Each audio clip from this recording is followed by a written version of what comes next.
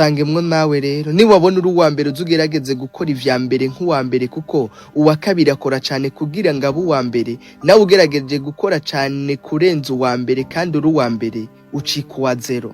Isangemwo ishamba ritazwi n'abahigi. Umukobwa atazi icitwa umugabo nawe n'ishamba ritazwi n'abahigi. Kubaho wibaza ko ari wewe munyabwenge urenza abandi bose bo kw'isi naryo n'ishamba ritazwi n'abahigi.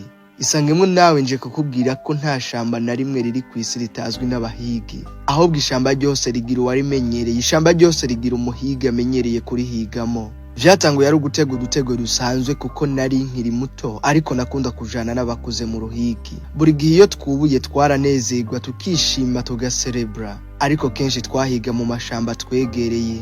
Uko imyaka yagiye irahera abo twajana guhiga bakuze batanguye gusatira imyaka yabo, baraca aho bo baragenda. Amashamba twakunda guhigamwo yo hafi y'iwacu menga yaramenye ko abakurambere batakiriho, nayo atangira guhera, atangura guhona.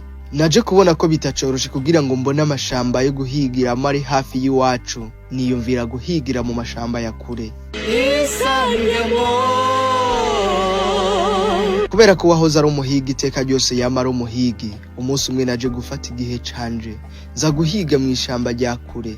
Ishamba natekereza ko atamuhigi n'umwe yoba arizi, ishamba natekereza ko ritazwi n'abahigi. Nkishika ku nkengera z'iryo shamba natanguye guhumurirwa ubwaku bukaze bw'ishamba. Ndahagarara gato ndavuga nti ndumva ari guhindura umukenyuro kuko ishamba si igero. Navuye iwacu ndi umuhigi wa mbere ngiye guhiga mu ishamba nibaza ko ritazwi n'abahigi, nza gusanga imyaka namaze nezerewe amashamba yo hafi y'iwacu.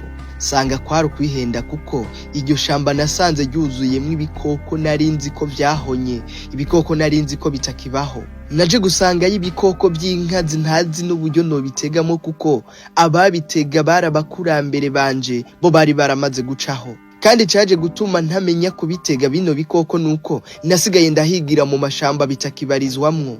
Ikindi nuko naje gusamazwa n'umugwi wacu twahigira mu mashamba twamenyereye, twe twigira abambere, ariko twigira abambere mu mashamba twamenyereye. Igihe twigira abambere ku rundi ruhande hari abo twafata nk'abadashoboye, nibo nasanze bibereye muri ayo mashamba nibaza ko atazwi n'abahigi.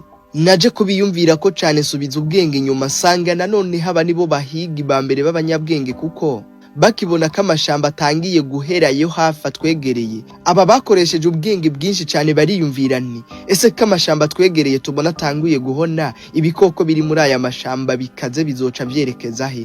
Batangura kumenya ubwenge bwo gushaka yandi mashamba akomeye. Aba twafata nk'abadashoboye bo baciye baja gutangura kwitoreza mu mashamba rutayo twahigiramo. Isangemwo nawe rero niwabona uri uwa mbere uzugerageze gukora ivya mbere nk'uwa mbere kuko uwa kabiri akora cyane kugira ngo abe uwa mbere nawe ugerageje gukora cyane kurenza uwa mbere kandi uri uwa mbere ucika uwa zero. Isangemwo ishamba ntamenyereye guhigamo ryarananiye pe, ryarananiye ndetse kwiyemera. Ngiye kubura ico ntahana sinzi umuhigi yambonye nigeze kugirira neza, arankebera ntahana ishembo ntahiza ahubwo nahigiwe. Aha nyene naje gutahura ko ibihe biha ibindi, menya ko igihe bishobokera hafi kuri bamwe abandi baba bariko bararonderera kure aho bishoboka. Isangemwo ishamba ryanje n'abantu banje nimwamara kumva ibi muhitemwo kuba abanyabwenge.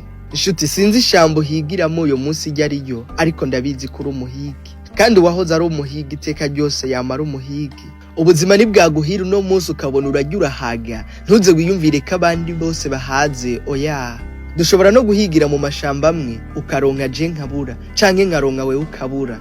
Uwakubwiriye neza uyu munsi uzuhora umwibuka iteka ryose kuko ashobora kubura nawe ukaronka canke ukaronka nawe akabura.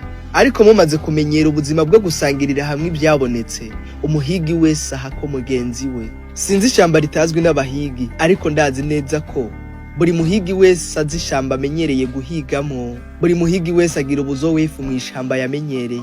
Isangemwo nawe. Nushaka kugera kure uzujane n'abandi, ariko niwashaka kunyaruka uzugende wenyene. Dufatanye urugendo tugere kure hashoboka, twoye kwijana kuko inzira y'umwe ntishika.